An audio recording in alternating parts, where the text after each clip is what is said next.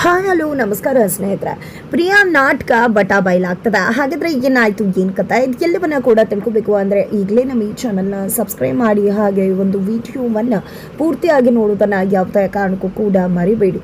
ಇಲ್ಲಿ ನಂದ ಅವರು ಪ್ರೀತಿಯಿಂದ ತುಂಬಾ ಖುಷಿಯಿಂದ ತನ್ನ ಮಗನಿಗೆ ಪ್ರಿಯಾ ಅನ್ನೋ ಹುಡುಗಿಯನ್ನು ನೋಡ್ತಾರೆ. ಪ್ರಿಯಾ ನನ್ನ ಮನೆಗೆ ತಕ್ಕನಾದ ಸೊಸೆ ಅಂತ ಹೇಳಿ ಮನದುಂಬಿ ಆಕೆಯನ್ನು ತನ್ನ ಮನೆಯ ಸೊಸೆಯಾಗಿ ಕರ್ಕೊಂಡು ಬರ್ತಾರೆ. ಈ ಕಡೆ ಪ್ರಿಯಾ ಮನೆಗೆ ಬರ್ತಿದ್ದಾಗೇನೆ ದೀಪ ಹಚ್ಚಬೇಕಾದ್ರೆ ಅವಳ ಬುದ್ಧಿ ಏನು ಅಂತ ಹೇಳಿ ತೋರಿಸ್ತಿದ್ದಾಳೆ. ಬಟ್ ಮೇಲ್ನೋಟಕ್ಕೆ ಯಾರ ಮುಂದೆ ಕೂಡ ಕಾಣಿಸೋದಿಲ್ಲ. ಆದ್ರೆ ಇಲ್ಲಿ ದೀಪ ಹಚ್ಚಬೇಕಾದ್ರೆ ಇಡೀ ಮನೆ ಬೆಳಗಬೇಕು, ಇಡೀ ಮನೆಯನ್ನ ಬೆಳಗಿಸ್ತೀನಿ ಅಂತ ಹೇಳಿ ದೀಪ ಹಚ್ಚಮ್ಮ, ಇಡೀ ಮನೆ ಒಂದಾಗಿರ್ಬೇಕು ಅಂತ ಹೇಳಿ ದೀಪ ಹಚ್ಚು ಅಂತ ಹೇಳಿದ್ರೆ, ನಾನು ನನ್ನ ಗಂಡ ಚೆನ್ನಾಗಿದ್ರೆ ಸಾಕು, ಅತ್ತೆ ಮಾವ ಚೆನ್ನಾಗಿದ್ರೆ ಸಾಕು ಅಂತ ಹೇಳಿ ದೀಪ ಹಚ್ತಾಳೆ.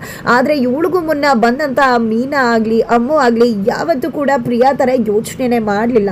ನಿಜಕ್ಕೂ ಅವರಿಬ್ರು ಕೂಡ ಈ ಮನೆ ನಂದು, ಈ ಮನೆ ಚೆನ್ನಾಗಿರ್ಬೇಕು, ನಂದ ಗೋಕುಲವಾಗಿರ್ಬೇಕು, ಅತ್ತಿ ಮಾವ ಚೆನ್ನಾಗಿರ್ಬೇಕು, ನನ್ನ ಮೈದ ಚೆನ್ನಾಗಿರ್ಬೇಕು, ಭಾವ ಚೆನ್ನಾಗಿರ್ಬೇಕು ಅಂತಾನೆ ಯೋಚನೆ ಮಾಡಿದಂಥವ್ರು. ಅದರಲ್ಲೂ ಮೀನಾ ಅಂತೂ ಒಂದು ಕೈ ಎತ್ತಿದ ಕೈ ಅಂತಾನೆ ಹೇಳ್ಬೋದು. ತನ್ನ ಕಂಡ್ರೆ ಆಗದೆ ಇರುವಂಥ ಮಾವ ಇವತ್ತು ಮೀನಾ ಅಂತ ಹೇಳಿ ಕೊಂಡಾಡೋ ಹಾಗೆ ನಡ್ಕೊಂಡಿದ್ದಾಳೆ. ಇವತ್ತು ಮಾವ ಅವಳನ್ನ ಮೆಚ್ಚಿದ್ದಾರೆ, ಇಂಥ ಸೊಸೆನೇ ನಾನು ತರೋಕ್ಕಾಗ್ತಿರ್ಲಿಲ್ಲ ಅಂತ ಹೇಳಿ ಮಗನ ಹೊಗಳಿದ್ದಾರೆ ಅಂದರೆ ಅದಕ್ಕೆ ಕಾರಣ ಮೀನಾ ದೊಡ್ಡಗಣ, ಮೀನಾ ದೊಡ್ಡತನ ಅಂತಾನೆ ಹೇಳ್ಬಹುದು. ನಂದ ಅವ್ರಿಗೆ ಅದು ತುಂಬ ಚೆನ್ನಾಗಿ ಗೊತ್ತು. ಇದರ ನಡುವೆ ಫಸ್ಟ್ ಡೇನೇ ಇಲ್ಲಿ ಒಂದು ಫೋಟೋ ಫ್ರೇಮ್ ಮಾಡಿಸಿ ಮಾಧವ ಮತ್ತು ಪ್ರಿಯಾದನ್ನ ಗೋಡೆ ಮೇಲೆ ಹಾಕಿದಾಗ ಪ್ರಿಯಾಗೆ ತುಂಬ ಖುಷಿ ಆಗುತ್ತೆ. ಈ ಮನೇಲಿ ಫೋಟೋನೇ ಇಲ್ಲ, ಫಸ್ಟ್ ಟೈಮ್ ನನ್ನ ಫೋಟೋನೇ ಬೀಳ್ತದೆ ಗೋಡೆ ಮೇಲೆ ಅಂತ. ಬಟ್ ಯಾವಾಗ ಕೇಶವ ಮೀನಾದು ತೊಗೊಂಡು ಬಂದ್ರೋ ಆಲ್ರೆಡಿ ಪ್ರಿಯಾಗೆ ಹೊಟ್ಟೆಗೂ ಶುರುವಾಗುತ್ತೆ. ಅದರಲ್ಲೂ ಮೀನಾನೇ ನನ್ನ ಮನೆ ಮೊದಲನೇ ಸೊಸೆ ಅಂತ ನಂದ ಅವರು ಘೋಷಣೆಯನ್ನು ಕೂಡ ಮಾಡಿಬಿಡ್ತಾರೆ. ನೋಡೋಕೆ ಪ್ರಿಯಾ ಮೊದಲನೇ ಸೊಸೆ ಇರ್ಬೋದು, ಆದರೆ ಈ ಮನೆಗೆ ಮೊದಲು ಬಂದಿದ್ದು ಮೀನಾ. ಹಾಗಾಗಿ ಮೀನಾನೇ ಈ ಮನೆ ಮೊದಲನೇ ಸೊಸೆ ಅಂತ ಹೇಳಿ ಓಲ್ಡ್ ಫೋಟೋವನ್ನು ಮಾಧವ ಮತ್ತೆ ಪ್ರಿಯಾ ಫೋಟೋ ಮೇಲ್ಗಡೆ ಹಾಕ್ತಾರೆ. ಜಸ್ಟ್ ಫೋಟೋ ಹಾಕಿದ್ದಕ್ಕೆ ತಡ್ಕೊಳ್ಳೋಕ್ಕಾಗ್ತಿಲ್ಲ ಪ್ರಿಯಾಗೆ, ಜೊತೆಗೆ ಮೀನಾನ ಹೊಗಳುತ್ತಿರೋದು ಸಹಿಸ್ಕೊಳ್ಳೋಕ್ಕಾಗ್ತಿಲ್ಲ. ಇದರ ನಡುವೆ ಮೀನಾ ಮತ್ತೆ ಅಮ್ಮು ಇಬ್ರು ಕೂಡ ಬಂದದೆ. ಪ್ರಿಯಾ ಹತ್ರ ಹೇಗಿತ್ತು ಮದುವೆ, ಚೆನ್ನಾಗಾಯ್ತಾ, ಕೇಳಬೇಕಾಗಿತ್ತು ನಿಮ್ಮನ್ನ, ಹೇಗಿತ್ತು ಹೇಳಿ ಅಂತ ಕೇಳಿದಾಗ ನಾನು ನಿಮ್ಮನ್ನು ಕೇಳಬೇಕು, ನಿಮಗೂ ನನಗಾಗಿರೋ ಎಲ್ಲ ಶಾಸ್ತ್ರ ಆಯ್ತಲ್ವಾ ಅಂತ ಕೇಳ್ತಾರೆ. ಅವಳಿಗೆ ಮೊದಲೇ ಹೊಟ್ಟೆ ಕಿಚ್ಚಿತ್ತು, ನನ್ನ ಮದುವೆಯಲ್ಲಿ ಇವ್ರಿಗೆಲ್ಲ ಯಾಕೆ ಶಾಸ್ತ್ರ ಮಾಡಬೇಕಿತ್ತು ಅಂತ. ಅಮ್ಮನ ಬುದ್ಧಿನೇ ಮಗಳಿಗೂ ಬಂದಿದೆ ಪ್ರಿಯಾಗೆ ಅಂತಾನೆ ಹೇಳ್ಬೋದು. ಮೀನಾ ಮತ್ತೆ ಅಮ್ಮಗೆ ಗೊತ್ತಾಗತ್ತೆ ಇವ್ರಿಗೆ ಸಹಿಸೋಕ್ಕಾಗಿಲ್ಲ ಅಂತ. ಹಾಗಾಗಿ ಅದನ್ನು ಮಾತಾಡದೆ ನೀವು ಹೇಳಿ ಅಂದಾಗ ತುಂಬ ಚೆನ್ನಾಗಿತ್ತು. ಅದಕ್ಕೆ ಅಲ್ವಾ ಹೇಳೋದು, ಓಡು ಹೋಗಿ ಮದುವೆ ಆಗಬಾರ್ದು, ಮನೆಯವ್ರು ನೋಡಿ ಮದುವೆ ಆದರೆ ಅರೇಂಜ್ಮೆಂಟ್ ಮ್ಯಾರೇಜ್ ಆದರೆ ಹೇಗಿರುತ್ತೆ ನೋಡಿ, ಎಲ್ಲ ಶಾಸ್ತ್ರಗಳು ಕೂಡ ಆಗತ್ತೆ ಅಂತ ಹೇಳಿ ಅಲ್ಲೇ ವ್ಯಂಗ್ಯವಾಗಿ ಇಲ್ಲಿ ಟೀಕೆ ಮಾಡ್ತಾಳೆ ಅಮ್ಮು ಮತ್ತು ಮೀನಾನ. ಅವ್ರಿಗೆ ಗೊತ್ತಾಗತ್ತೆ ಏಕೆ ನಮ್ಮನ್ನು ಬೇಜಾರು ಮಾಡಬೇಕು ಅಂತಾನೆ ಈ ರೀತಿ ಮಾತಾಡ್ತಿದ್ದಾಳೆ ಚುಚ್ಚಿ ಅಂತ. ಬಟ್ ಮೀನಾ ಆಗಲಿ ಅಮ್ಮು ಆಗಲಿ ಅದನ್ನು ದೊಡ್ಡದು ಮಾಡೋದಕ್ಕೆ ಹೋಗೋದಿಲ್ಲ. ತದನಂತರ ಇಲ್ಲಿ ವಲ್ಲಭ ಬಂದು ಪ್ರಿಯಾ ಹತ್ರ ಅದಕ್ಕೆ ಹೇಗಿದ್ರ, ಹೇಗೆ ಅನ್ನಿಸ್ತು, ಅಡ್ಜಸ್ಟ್ ಆಯ್ತಾ ಮನೆ, ಜಸ್ಟ್ ಇನ್ನೊಂದು ವಾರ ಅಷ್ಟೇ, ನೀವು ಕೂಡ ನಮ್ಮ ಥರ ಕೋತಿ ಆಗಿಬಿಡ್ತೀರಾ, ನೀವು ತುಂಬ ರಿಸರ್ವ್ಡ್ ಅನಿಸುತ್ತೆ, ಕಡಿಮೆ ಮಾತಾಡ್ತೀರಾ ಅಲ್ವಾ. ನಮ್ಮ ಮೀನಾ ಅದಕ್ಕೆ ಕೂಡ ಇದೇ ರೀತಿ ಪ್ರಾರಂಭದಲ್ಲಿ ಇದ್ದರು, ಆದರೆ ನಂತರ ನೋಡಬೇಕು ಹೇಗಾದರು ಅಂತ. ನಿಜಕ್ಕೂ ನಾನು ಅವರು ಕೋಳಿ ಜಗಳ ಮಾಡ್ತಾನೆ ಇರ್ತೀವಿ. ಅವ್ರು ನನ್ನ ಕಾಲು ಎಳಿತಾರೆ, ನಾನು ಅವ್ರ ಕಾಲು ಎಳಿತೀನಿ. ನಿಜಕ್ಕೂ ನಾವಿಬ್ರು ಮೈದಾ ಮತ್ತು ಅದಕ್ಕೆಗಿಂತ ಅಕ್ಕ ತಮ್ಮನ ಥರ ಇದ್ದೀವಿ. ನೀವು ಕೂಡ ಹಾಗೆ ಆಗಿಬಿಡ್ತಾರ. ಹೌದು, ನಿಮ್ಗೆ ಏನೇ ಪ್ರಾಬ್ಲಮ್ ಆದರೂ ಪಟ್ ಅಂತ ನನಗೆ ಹೇಳಿ, ನಾವು ಸಾಲ್ವ್ ಮಾಡ್ತೀವಿ ಅಂತ ವಲ್ಲಭ ಹೇಳಿದ್ರೆ ಹಾಂ ಸರಿ ಆಯಿತು ಅಂತ ಹೇಳಿ ಅಷ್ಟುದ್ದ ವಲ್ಲಭ ಮಾತಾಡೋದು ಎರಡು ಪದ. ಅಲ್ಲೇ ವಲ್ಲಭಂಗೆ ಗೊತ್ತಾಗುತ್ತೆ ಈಕೆ ಸ್ವಲ್ಪ ರಿಸರ್ವ್, ಜಾಸ್ತಿ ಮಾತಾಡಲ್ಲ, ಬೇಡಪ್ಪ ಇವ್ರ ಸಹವಾಸ ಅಂತ.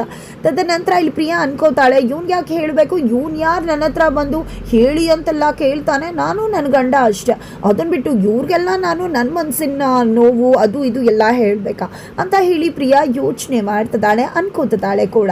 ನಿಜಕ್ಕೂ ವಲ್ಲಭ ಒಳ್ಳೆ ಮನಸ್ಸಿಂದಾನೆ ಬಂದು ಕೇಳಿದ್ದು, ಅದಕ್ಕೆ ನಮ್ಮನೆ ನನ್ನ ತಾಯಿ ಥರ ಅಂತ. ಆದರೆ ಪ್ರಿಯಾಗೆ ಇವ್ರು ಯಾರು ಏನೂ ಆಗಬೇಕಾಗಿಲ್ಲ, ಅವಳಿಗೆ ಅವಳ ಗಂಡ ತಾನು ಚೆನ್ನಾಗಿದ್ರೆ ಅಷ್ಟೇ ಸಾಕು, ಅಷ್ಟೇ ಯೋಚನೆ ಮಾಡೋದು. ಆದರೆ ಪಾಪ ನಂದ ಅವ್ರಿಗೆ ಗೊತ್ತೇ ಇಲ್ಲ, ತಾನು ತೊಗೊಂಡು ಬಂದಿರೋ ಸೊಸೆ ಎಂಥ ಒಂದು ಸಣ್ಣ ಮನಸ್ಸಿನ ಹುಡುಗಿ ಅಂತಕ್ಕಂಥದ್ದು. ಪಾಪ ತುಂಬ ದೊಡ್ಡ ಮನಸ್ಸಿನ ಹುಡುಗಿ, ನಿಜಕ್ಕೂ ಒಳ್ಳೆ ಸಂಸ್ಕಾರ ಇರೋ ಹುಡುಗಿ, ಮನೇನ ನಂದು ಗೋಕುಲ ಮಾಡ್ತಾಳೆ, ನಾನು ಅಂದ್ಕೊಂಡಿರೋ ಬದುಕು ನಂದಾಗತ್ತೆ, ಇಷ್ಟು ದಿನ ನನ್ನ ಕಂಡ ಕನಸು ಇವತ್ತು ನಿಜವಾಗಿದೆ ಅಂದ್ಕೊಂಡಿದ್ದೆ, ಮಗನಿಗೆ ಬುದ್ಧಿ ಹೇಳ್ತಿದ್ದಾರೆ. ನೋಡು ಮದುವೆ, ಇವತ್ತು ನೀನು ಮದುವೆ ಆಗಿದೆಯಾ, ಪ್ರಿಯಾ ತುಂಬ ಒಳ್ಳೆ ಹುಡುಗಿ, ನಿಜಕ್ಕೂ ನಾನು ಇಷ್ಟಪಟ್ಟಂಥ ಸೊಸೆನೇ ಈ ಮನೆಗೆ ಬಂದಿದ್ದಾಳೆ, ನಿನಗೂ ಎಷ್ಟು ಥ್ಯಾಂಕ್ಸ್ ಹೇಳಿದ್ರು ಸಾಲದು ಮಗ್ನ. ನೀನು ಪ್ರೀತಿ ಮಾಡಿದ್ದೀನಿ ಅಂತ ಹುಡುಗಿ ಕರ್ಕೊಂಡು ಬಂದಾಗ ನನಗೆ ಅದನ್ನೇ ಹೊಡೆದು ಹೋಗಿತ್ತು. ನೀನೇನಾದರೂ ಆ ರೀತಿ ಮಾಡಿಬಿಟ್ಟಿದ್ರೆ ಖಂಡಿತವಾಗ್ಲೂ ನಾನು ಬದುಕ್ತಿರ್ಲಿಲ್ಲ ಮಗನೇ. ನಿನಗೆ ಎಷ್ಟೇ ಥ್ಯಾಂಕ್ಸ್ ಹೇಳಿದ್ರು ಸಾಕಾಗೋದಿಲ್ಲ. ಪ್ರಿಯಾ ಒಳ್ಳೆಯವಳು, ಅವಳನ್ನು ತುಂಬ ಚೆನ್ನಾಗಿ ನೋಡ್ಕೊ, ಅವಳು ನಿನ್ನ ಜವಾಬ್ದಾರಿ, ನಿನ್ನ ಬದುಕು, ಇನ್ನು ಮುಂದೆ ಪ್ರಿಯಾನೇ ನೀನು ಅವಲಂಬಿಸ್ಬೇಕಾಗತ್ತೆ, ಆಗ ಗಿರಿಜಾಗೆ ಬೇಜಾರಾಗ್ಬೋದು, ಖಂಡಿತ ಅದನ್ನು ನೀನು ಬ್ಯಾಲೆನ್ಸ್ ಮಾಡಬೇಕಾಗತ್ತೆ ಅಂತ ಮಗನಿಗೆ ಬುದ್ಧಿ ಹೇಳ್ತಾರೆ. ಈ ಕಡೆ ಪ್ರಿಯಾ ಮಾಧವನ್ಗೋಸ್ಕರ ಕಾದು ಕುಳಿತು ಸಾಕಾಗಿ ಮಲ್ಕೊಂಡ್ಬಿಡ್ತಾಳೆ.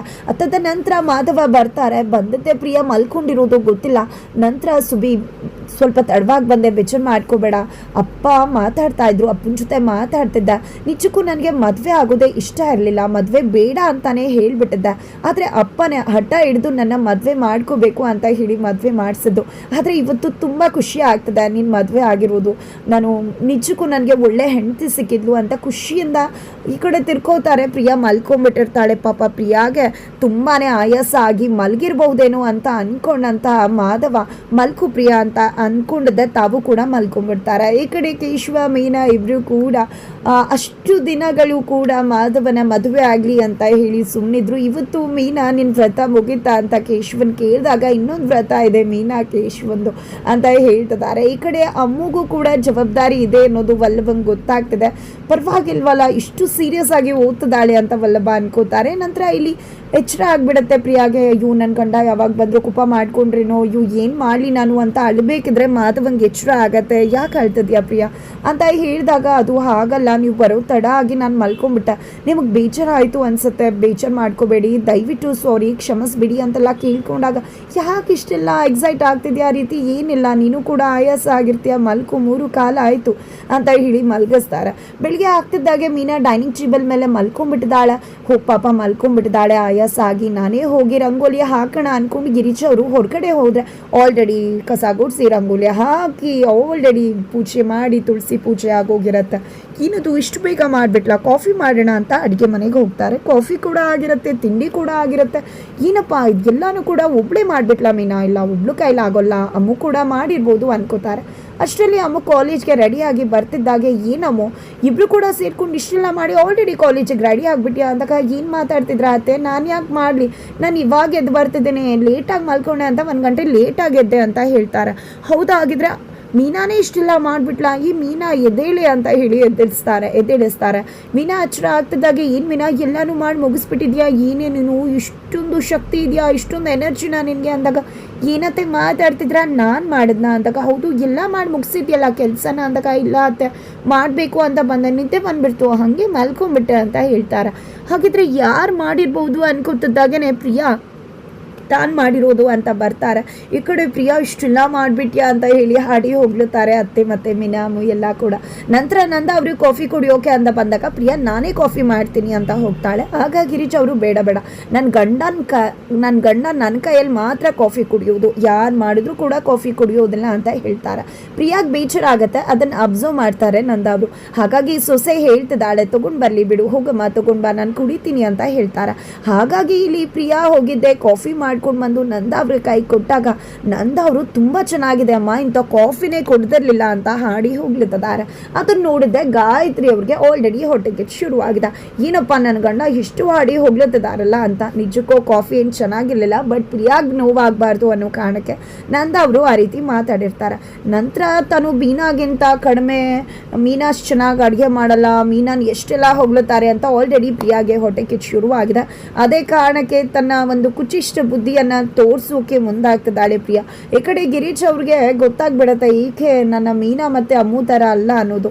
ಹಾಗಿದ್ರೆ ಏನಾಗತ್ತೆ, ನಂದ ಅವರ ಕನಸು ನನಸಾಗತ್ತಾ, ಅಥವಾ ನಂದ ಗೋಕುಲ ಆಗಿದ್ದಂಥ ಮನೆಯೊಂದು 3 ಬಾಗಿಲು ಅನ್ನೋ ರೀತಿಯಲ್ಲಿ ಪ್ರಿಯಾ ಮಾಡಿಬಿಡ್ತಾಳ. ಏನಾಗತ್ತೆ ತಿಳ್ಕೊಬೇಕು ಅಂದರೆ ಮುಂದಿನ ವೀಡಿಯೋಗೆ ವೇಟ್ ಮಾಡೋದನ್ನು ಮರಿ.